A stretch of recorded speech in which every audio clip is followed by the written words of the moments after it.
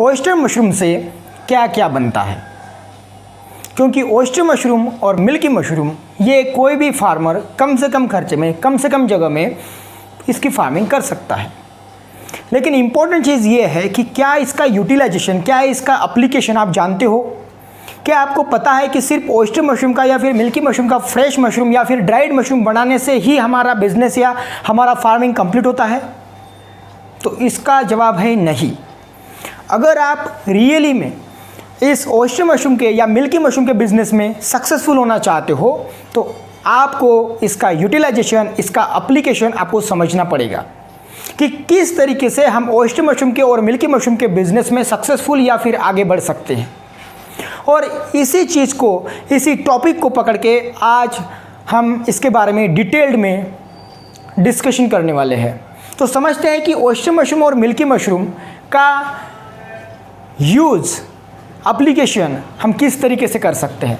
सबसे पहली चीज़ आपको यह भी पता है कि ओयस्टर मशरूम का कल्टीवेशन 20 से 30 डिग्री सेल्सियस में होता है। मिडल 25 डिग्री सेल्सियस आपको टेम्परेचर मेंटेन करना पड़ता है और मिल्की मशरूम का टेम्परेचर 30 से 35 या 40 डिग्री सेल्सियस तक होता है। उस बीच में अगर प्रॉपर तरीके से आप टेम्परेचर और ह्यूमिडिटी मेंटेन करते हो तो मिल्की मशरूम का प्रोडक्शन आता है। लेकिन एक्चुअल में इनका प्रोडक्शन अगर सही तरीके से करोगे तो आपको फ्रेश मशरूम मिलेगा। अगर बिक जाता है, बेच डालते हो तो फ्रेश मशरूम, दैट इज़ मतलब बहुत अच्छी बात है। लेकिन अगर नहीं बेच पाता है तो हम उसको ड्राइड कर सकते हैं। अब इस ड्राई मशरूम का यूटिलाइजेशन हम ड्राइड फॉर्म में सेल करके कर सकते हैं। लेकिन उसके अलावा अगर वो भी आप सेल नहीं कर पाते हो तो उसका और यूटिलाइजेशन क्या है, तो इसको हम अच्छे से समझते हैं। समझो आप ड्राई मशरूम आपके पास में है या फिर फ्रेश मशरूम आपके पास में है तो उसका यूटिलाइजेशन अलग अलग तरीके से होता है। हम इसको दो चीज़ों में डिवाइड करेंगे। एक चीज़ है कि आप इसको वेज में मतलब एक एज अ वेजिटेबल करके आप यूज़ कर सकते हो, या फिर दूसरी चीज़ है इसके आप फूड प्रोडक्ट्स बना सकते हो।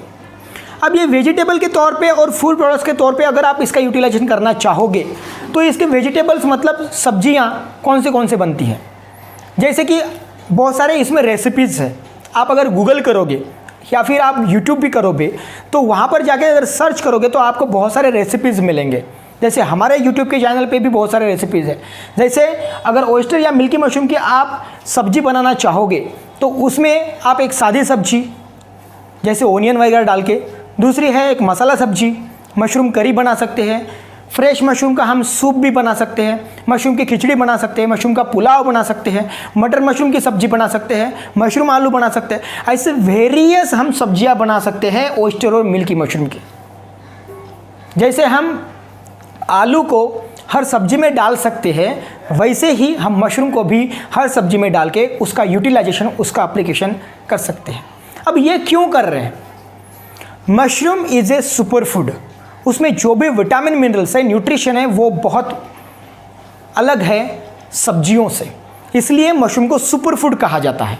और ये सुपर फूड होने की वजह से अगर हम उसको रेगुलर यूज़ करते हैं, रेगुलर मतलब सब्जी के तौर पे रेगुलर यूज़ नहीं, क्योंकि हर एक चीज़ का प्रॉपर कंजम्पशन होना बहुत ज़रूरी है। अगर आप उसको, जैसे हम सब्जी में टमाटर हो गया, ओनियन हो गया या फिर चिली भी मतलब मिर्च भी हो गया, तो सही पैमाने पे, सही इस पे हम यूज़ करते हैं। एक उसका प्रोपोर्शन है। उसी प्रोपोर्शन में अगर आप मशरूम का यूज़ कर रहे हो तो आपको प्रॉपर न्यूट्रिशन मिलेगा।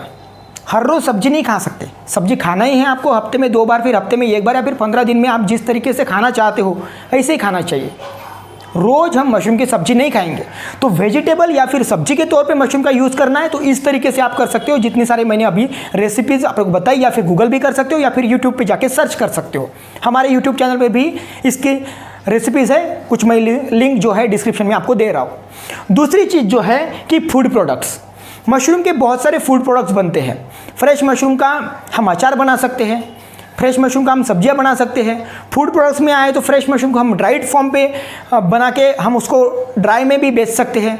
अब ड्राई में आप प्लास्टिक में या फिर स्टैंडी पाउच में या फिर आप किसी जार में भी आप पैकिंग करके ड्राई मशरूम को सेल कर सकते हो।